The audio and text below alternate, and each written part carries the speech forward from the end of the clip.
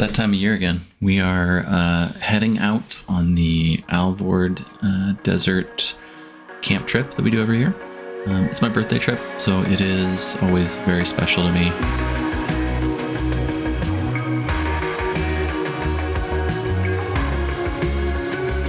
This year was even more special though. Colin took us on a pretty cool route.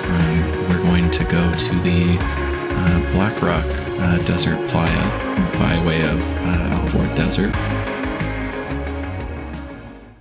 We're so lucky in Oregon to have this as a resource that's so close to us and so amazing. This in-car footage you're going to be watching here and there, that's from Lauren's van, two-wheel drive sportsmobile. This thing did so good on this trip. A lot of travel, good shocks. I mean, just amazing, right? Other than the van, you're going to notice a lot of vehicles you've seen for sure.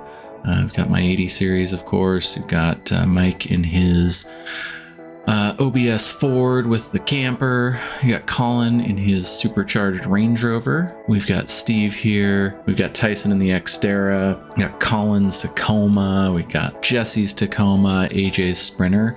AJ was instrumental in this. A lot of this drone footage you see is from him. He came along really just to help film us, but then it turned out that, you know, we all became great friends because of it, which is one of the best parts about these trips. Well, Sean, what are you thinking? What are we gonna get?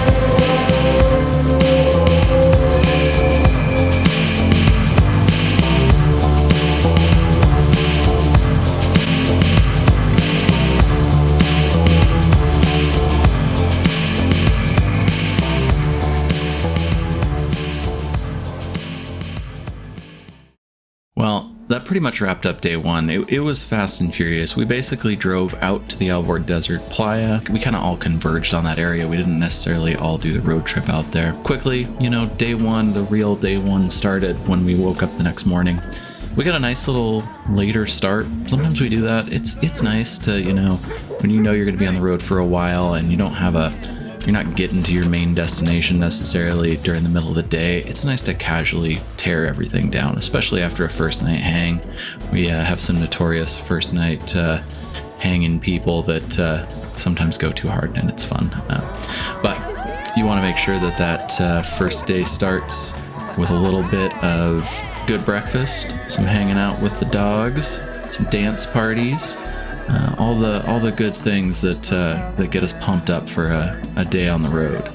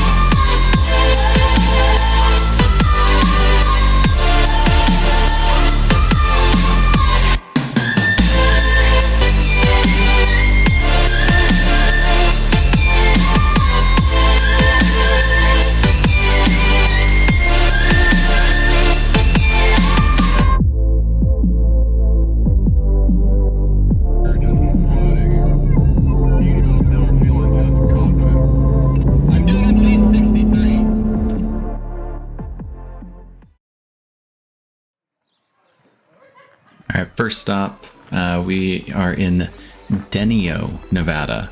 Now, I thought it was, I guess I was right. I really have thought Denio for a while. Colin or somebody else was using Denio. I just spent at least 5 minutes listening to different pronunciations, so I could still be wrong, but I'm going to call it Denio. Denio is a tiny little town that's the northern tip of Nevada, where it is on the border of Oregon. So if you're in the Alvord Desert and you know where you're at, you'll know that it's pretty close, right? That's not a very big haul. It's got a population of about 34 people, it looks like, in 2020. It is named after a settler that was settled in that area in the late 1800s. Some, mining and things around there.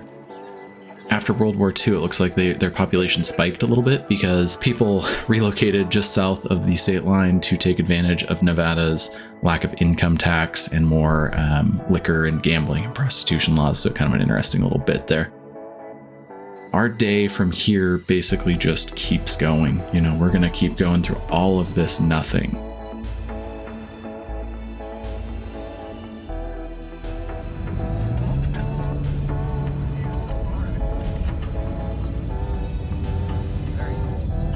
We go through this whole scenario up here where we miss the road. Colin, who is our navigator all the time and who's amazing, missed the road. It's crazy when you think about how much is out there and how open it is. It's possible still to get lost, just because even though there's only 2 roads, you might miss one. You might just take the one out of the 2, and that becomes a theme. We had a couple of these problems, basically. And they're fun. It's always still hanging out in the woods with your friends or in the desert with your friends, so it's not a bad time.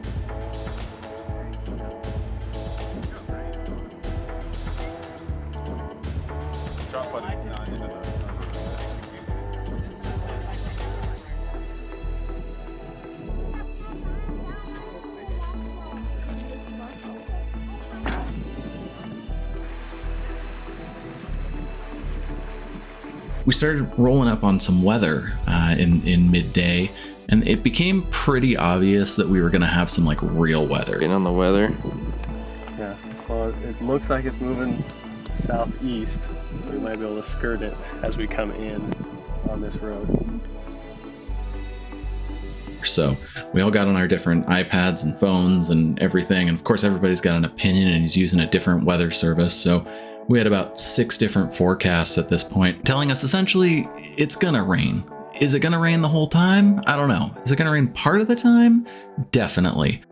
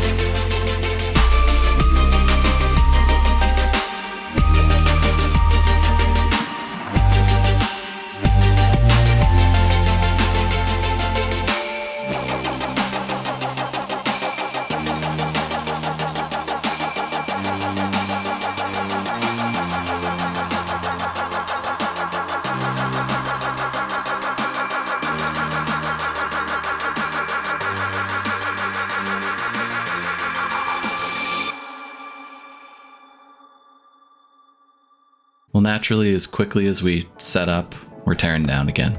We're starting our 3rd day. It's the same old. It's get everything ready for the day.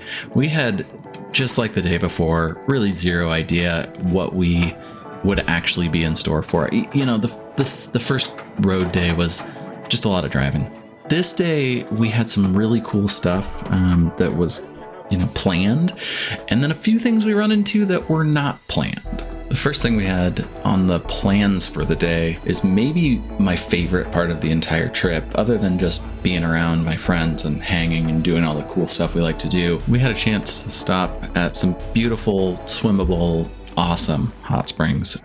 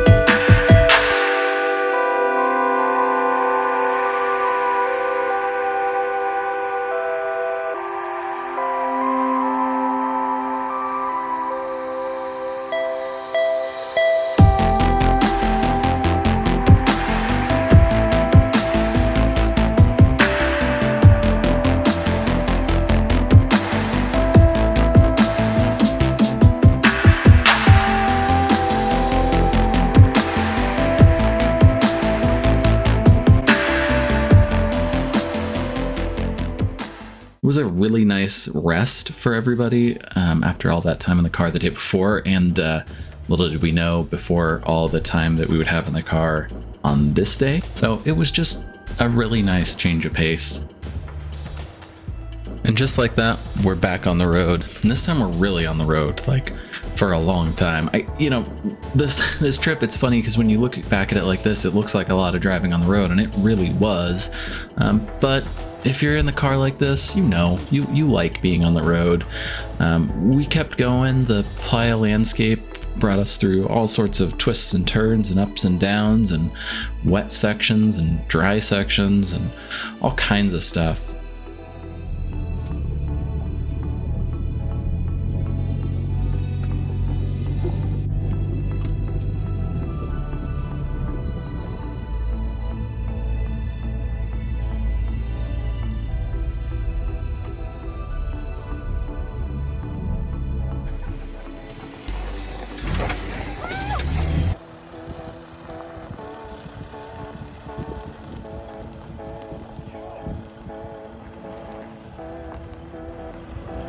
We'll get going over a pretty long playa crossing again. That's nice and flat and dry, and that's amazing.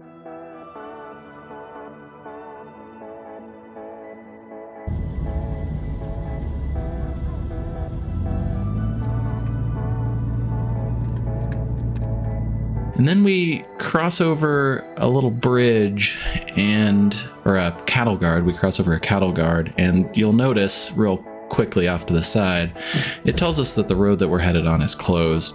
Why we didn't realize this, I really don't know. And we probably won't ever really know why we did that, or somebody will remember, but I don't. It definitely could have been me. Either way, we pushed on past the closed road and ended up finding a way through, at least we thought.